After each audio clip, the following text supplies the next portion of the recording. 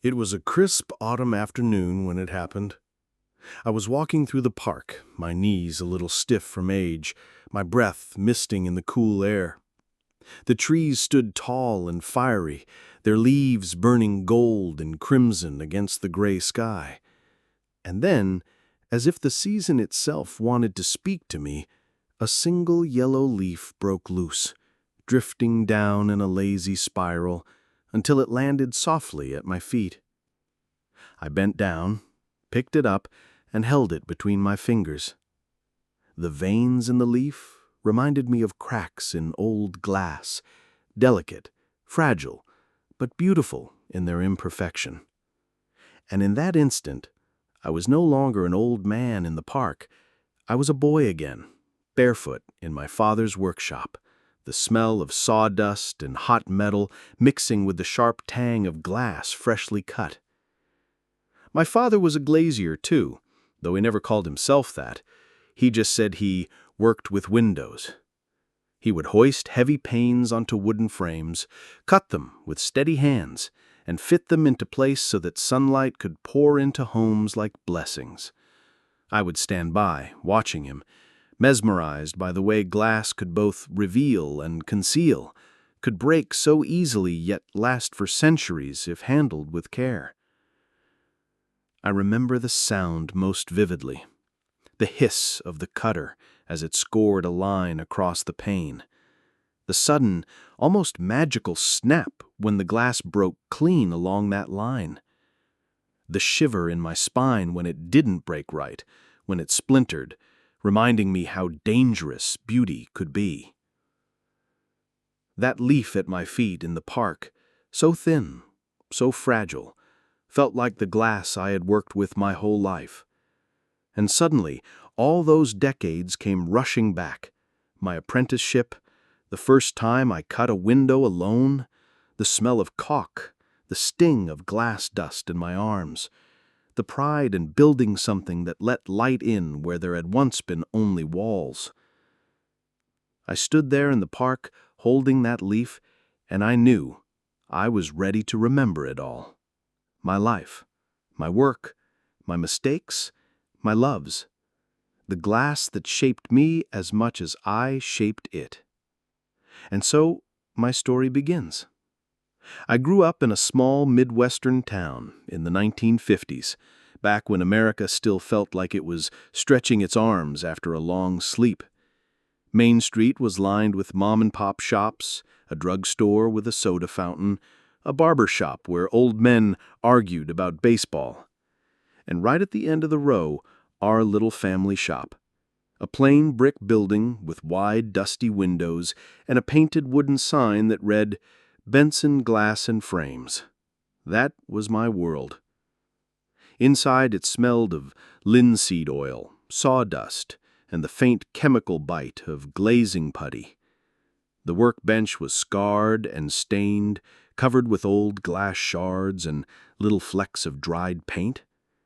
My father kept his tools arranged like soldiers: glass cutters, wooden straight edges, suction cups, and thick leather gloves worn thin from years of work. There was always a faint sparkle on the floor, like tiny diamonds scattered across the sawdust, the dangerous beauty of broken glass that caught the light just so. I was just a boy then, maybe 7 or 8, but I remember standing on a wooden crate to watch my father work. He'd press his cutter against the smooth pane, his hands steady as stone, and draw the line with a firm, confident pull. Then he'd snap the glass along the cut with a quick motion that always seemed like magic. When the break was clean, he'd grin and say, "Hear that, son? That's the sound of work done right." Sometimes when customers came in, I'd see how they looked at him, not just as a tradesman, but almost as a craftsman, someone who gave them more than just windows. They gave them sunlight, clarity, a sense of being connected to the world outside. They'd thank him, sometimes with a handshake, sometimes with a pie or a bag of apples. Back then, gratitude was simpler, warmer. Those early years shaped me more than I knew. I learned patience, the value of precision, the pride in doing a job well, even when no one else noticed. I learned that glass was more than a material. It was a metaphor for life itself. Fragile, transparent, easy to break, but capable of holding so much light. And somewhere in those quiet afternoons, sweeping the floor or holding the frame steady for my father, I realized I wanted to be just like him, to work with my hands, to make things people needed, to carve light into the world one window at a time. By the time I was a teenager, I wasn't just the boy sweeping up shards. I was the one cutting glass, sweating over heavy panes, and earning the scars to prove it. My father believed in trial by fire. He'd hand me the cutter, stand back and say, "Steady hands, son. Glass doesn't forgive nerves." I'll never forget the first time he let me cut a pane on my own. My palms were slick with sweat, the cutter wobbling ever so slightly as I dragged it across the sheet. I pressed too hard. Instead of a clean line, the glass splintered into a spiderweb of cracks, collapsing in a mess of shards across the bench. One piece caught my forearm, left a thin red slice that stung like fire. I thought he'd scold me, but he didn't. He just handed me a rag for the blood and said quietly, "Every scar teaches you something." Of course, I was still just a kid at heart. When the day's work was over, I'd head to the diner with friends, smelling of putty and sweat while they talked about baseball or cars. My hands were nicked and rough, my jeans stained with dust. Sometimes I felt out of place, like I carried too much of my father's world on my shoulders. But deep down, I knew I was becoming part of something bigger than myself. A craft, a legacy. And late at night, lying in bed with my arms still stinging from a fresh cut, I'd close my eyes and imagine all the windows we'd built, glowing in the dark like lanterns across the town. It felt like we were stitching light into the very fabric of America. By the time I finished high school, the world outside my small town felt like it was racing forward. It was the 1960s. And everywhere you turned, America was buzzing. Music spilling from radios, protests on college campuses, men walking on the moon. My classmates spoke of universities, of leaving for Chicago or New York, of chasing big dreams in places that sounded like they belonged in movies. For me, the choice was less glamorous, though no less important. My father asked me straight, college or the shop? He wasn't forcing my hand. He wanted me to know I had a choice. But deep down, I already knew. College didn't call to me. What called me was the sound of the cutter sliding across glass, the smell of putty, the way sunlight poured through a freshly hung pane. Still, part of me longed for something bigger. I wanted to see beyond our small town. So I compromised. I kept working in the shop, but I also started taking jobs farther out, factories, storefronts, even small churches that needed stained glass repairs. Driving down highways with the bed of the truck rattling under panes wrapped in blankets, I felt a freedom that was mine alone. I remember one job vividly, a rundown diner on Route 66. Its front windows had been cracked from years of storms and neglect. When we replaced them, the owner, an older woman with tired eyes, stood watching as sunlight poured clean and new across her red vinyl booths. She whispered, "It's like breathing again." That moment sealed it for me. Glass wasn't just material. It was life, light, hope. Of course, I wasn't all work. There were nights I'd sit with friends under neon signs, sipping cheap beer, talking about girls and futures we couldn't quite picture. I was restless, torn between loyalty to the family trade and the itch to carve my own road. Then came the draft. Some of my buddies were shipped off to Vietnam. Some came back different. Some never came back at all. I was spared, maybe by luck, maybe by timing, but the war left its fingerprints on all of us. Suddenly, fixing a window didn't feel small anymore. It felt necessary. In a world that seemed to break faster than we could mend it, bringing light back into a home mattered. By the end of that decade, I wasn't just a helper anymore. I was a glass man in my own right, with calloused hands, a growing reputation, and the weight of knowing this trade wasn't just my father's, it was mine now, too. My 20s came on like a hammer blow, loud, fast, and full of promise.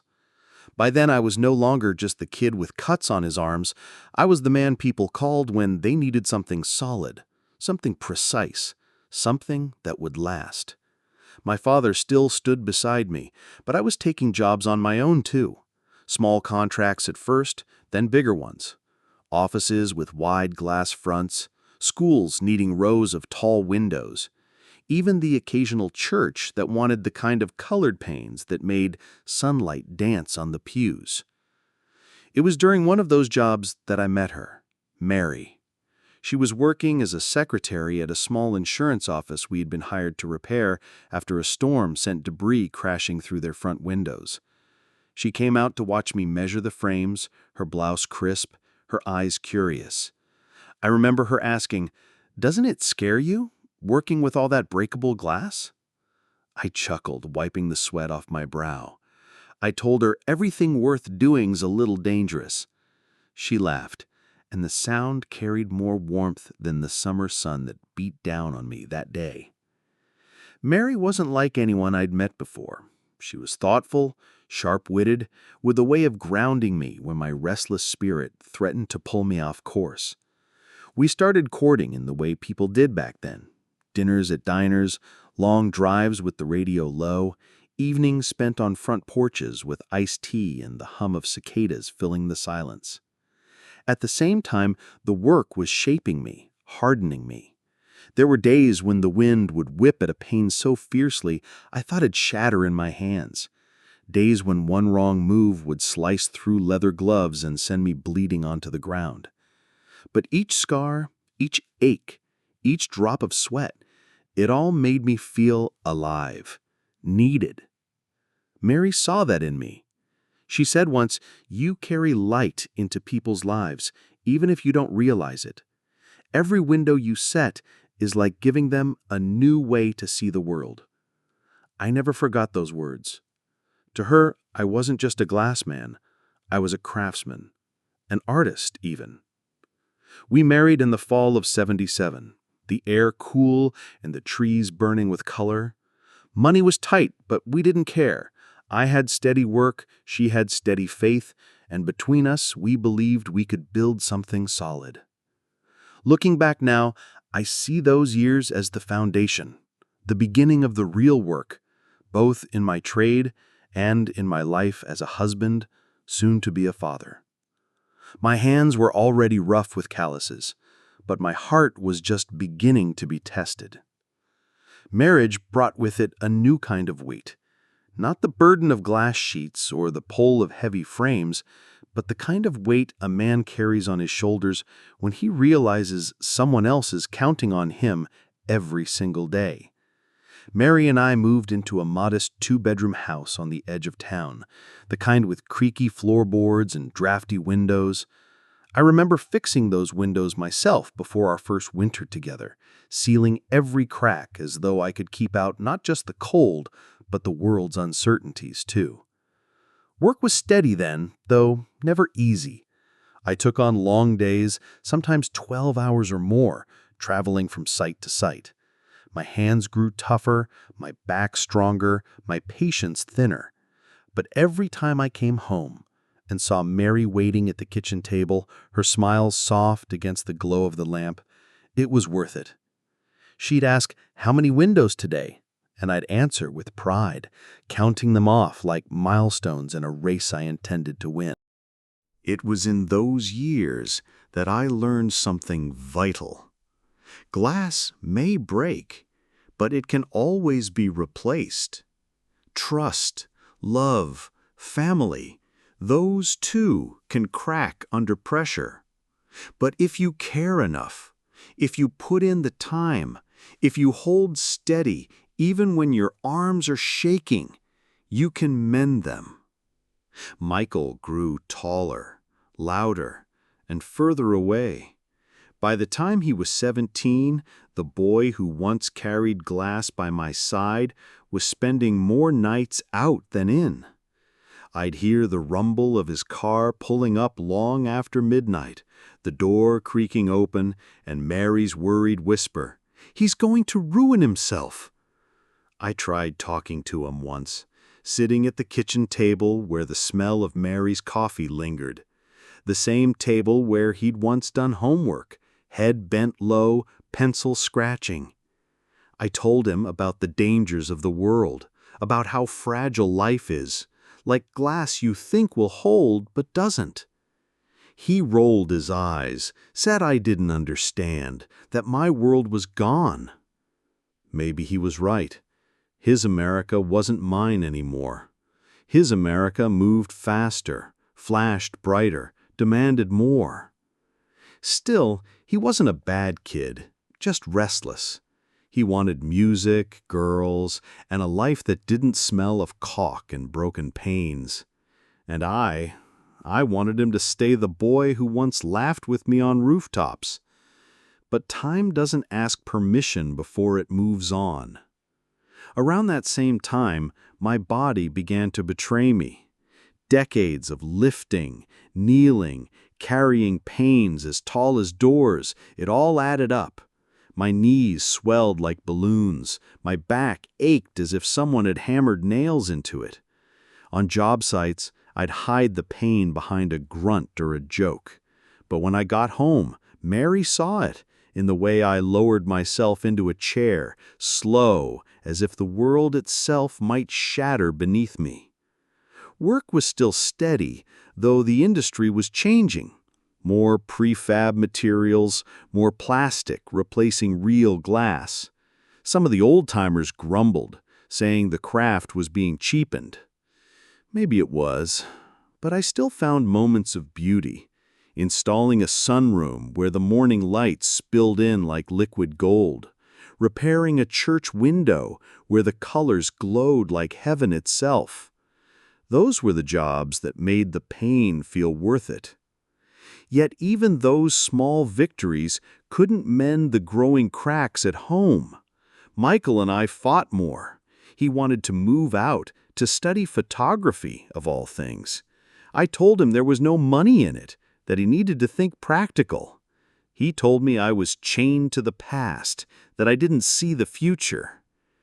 That night, after he stormed off, Mary touched my hand gently and said, "He just wants a different life than you had. Isn't that what you always wanted for him?" Her words cut deeper than any shard of glass I'd ever carried. Because she was right. I wanted better for him. I just didn't realize that better meant letting go. The day Michael left, the house felt too big. His room, once a mess of posters and laundry, was stripped bare, the walls pale and quiet like glass after the reflection is gone. He didn't slam the door, just closed it soft, almost careful.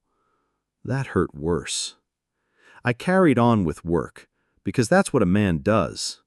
I rose before dawn, drove the same cracked roads, unloaded sheets of glass from the truck with hands that trembled more than I admitted.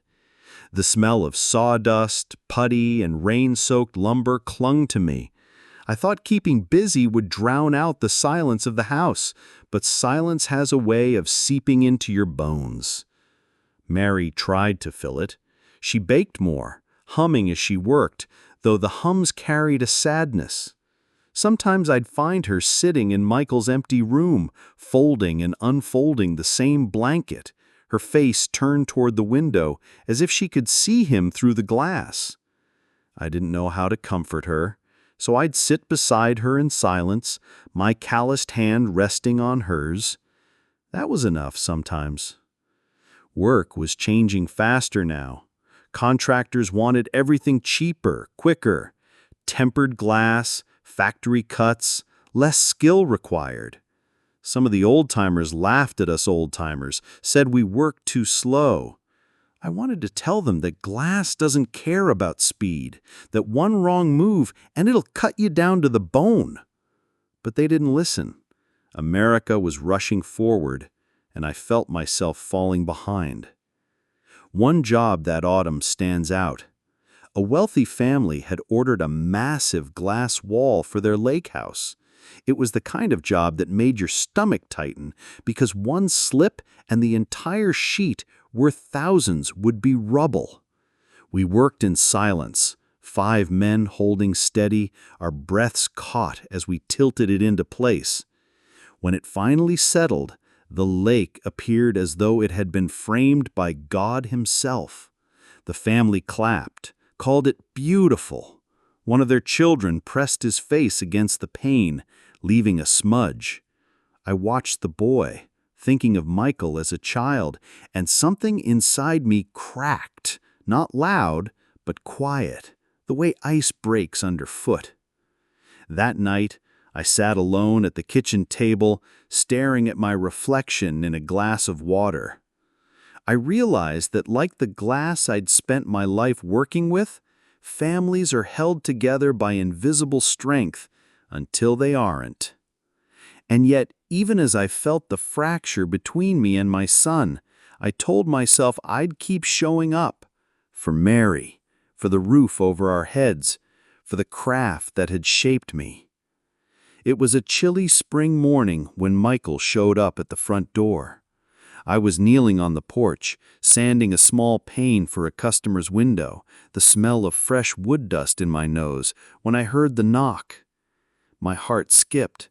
I hadn't expected him for months, not until summer at least. He stood there, taller than I remembered, his eyes searching mine. There was hesitation in his posture, the same hesitation I once felt as a boy carrying heavy glass panes for the first time. I motioned him in, my hands still rough and raw, and we sat across from each other at the kitchen table.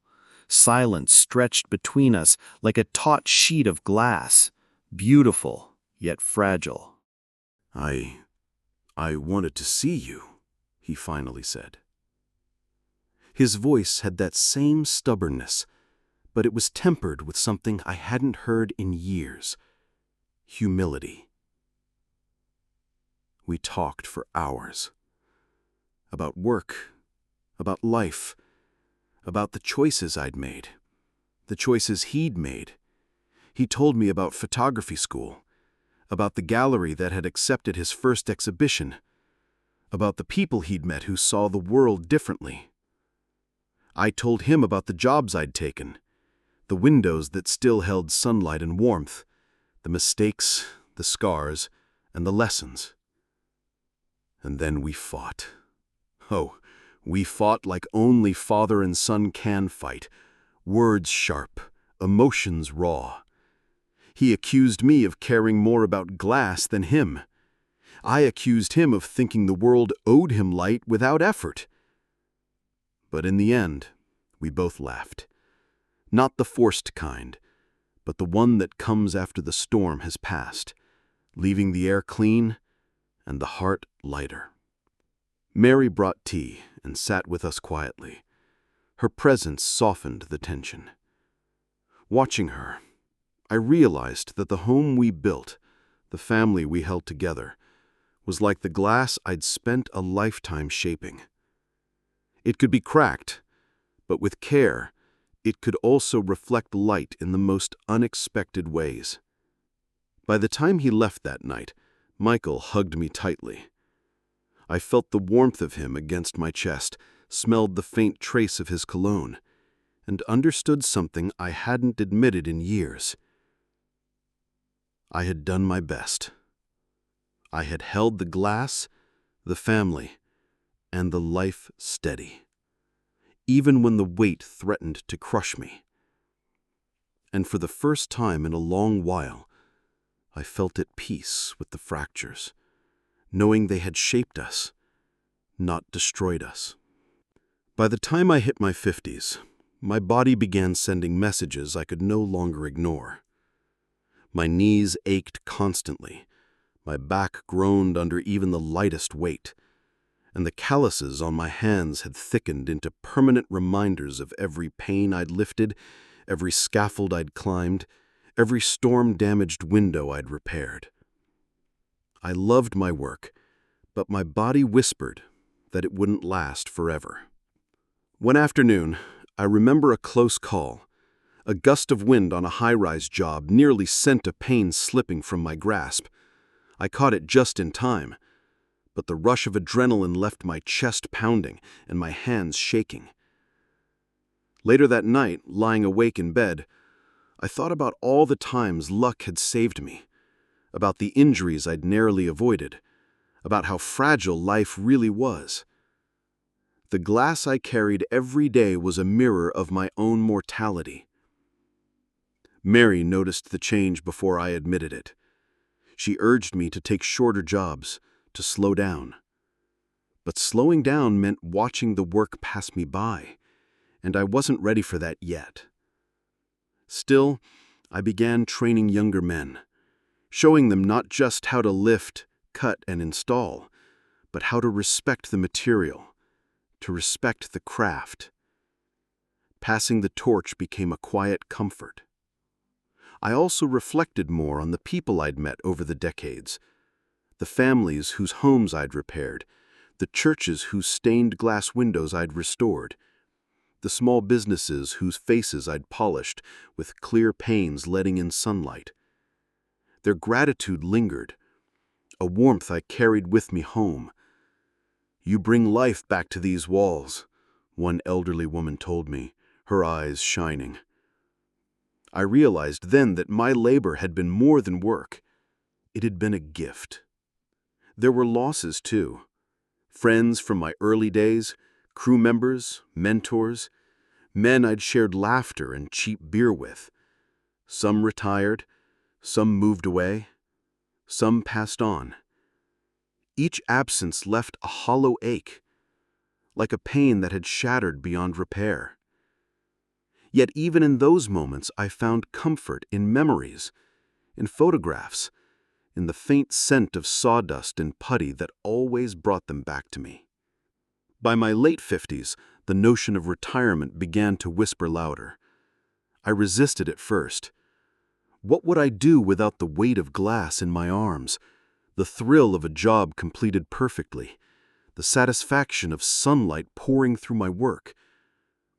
But gradually the idea settled in like dust on an old window pane.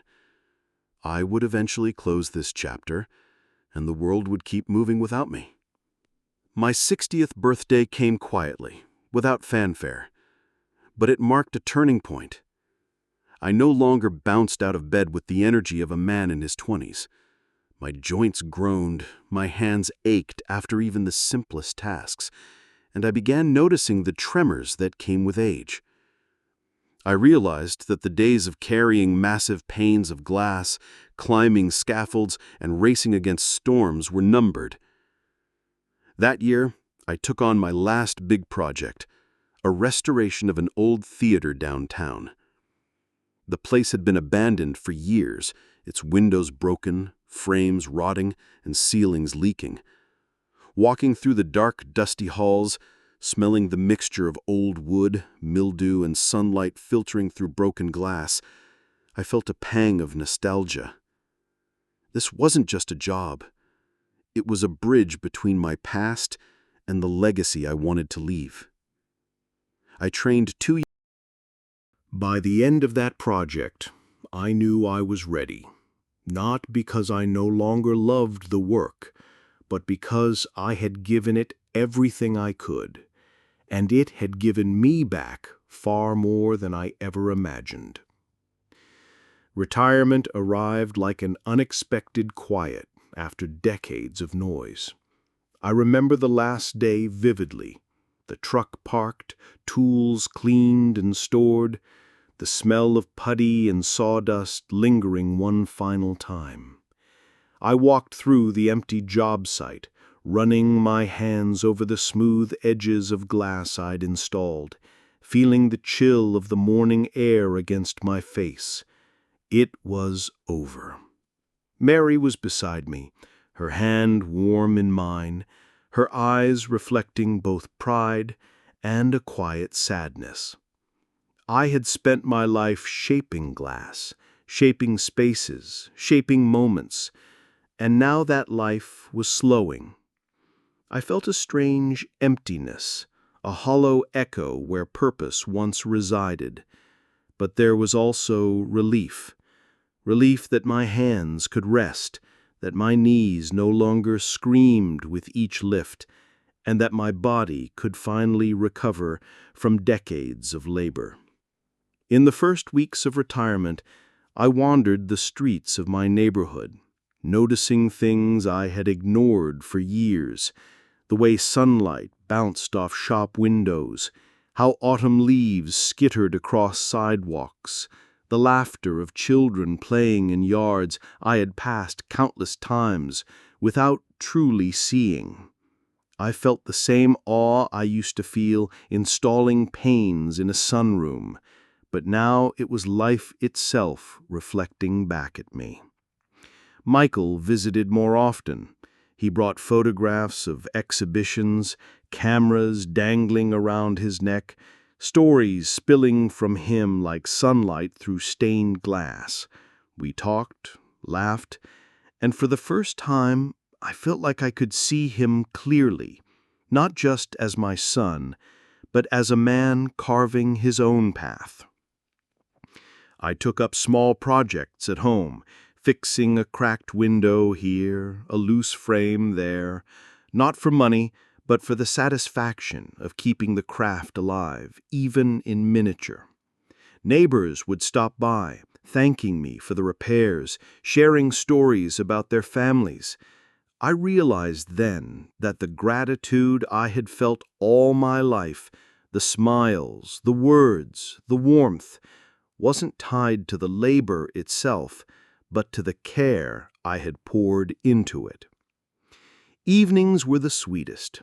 Mary and I would sit by the kitchen window, sipping tea, watching the sun dip behind the rooftops. Sometimes I'd glance at a pane I had installed decades ago, catching the last glow of daylight, and I'd smile. I had lived a life full of work, love, mistakes, and triumphs. I had shaped glass, yes, but I had also shaped a life that mattered.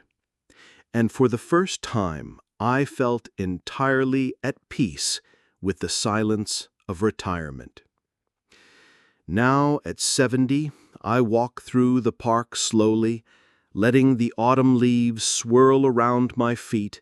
The crisp air carries the scent of damp earth and fading grass, and a single yellow leaf drifts down, brushing against my hand. I pause, catching it, and feel the same quiet wonder I once felt staring at sunlight through a freshly installed window.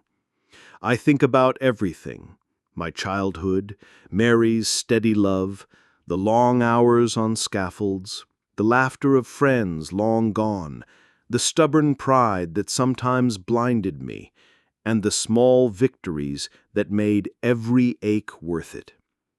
I think about Michael, now a man with his own life, his own family, the camera always at the ready to capture light and shadow, just like I once captured beauty in glass. The work, the craft, the sweat and careful hands, they shaped me as much as I shaped them. Every window, every pane, every sunbeam that poured through my labor tells the story of a life lived fully, not without pain, not without loss, but rich with love, gratitude, and purpose. I remember near misses, broken glass, mistakes that could have been disasters. I remember the pride of a job done right, the quiet satisfaction of a family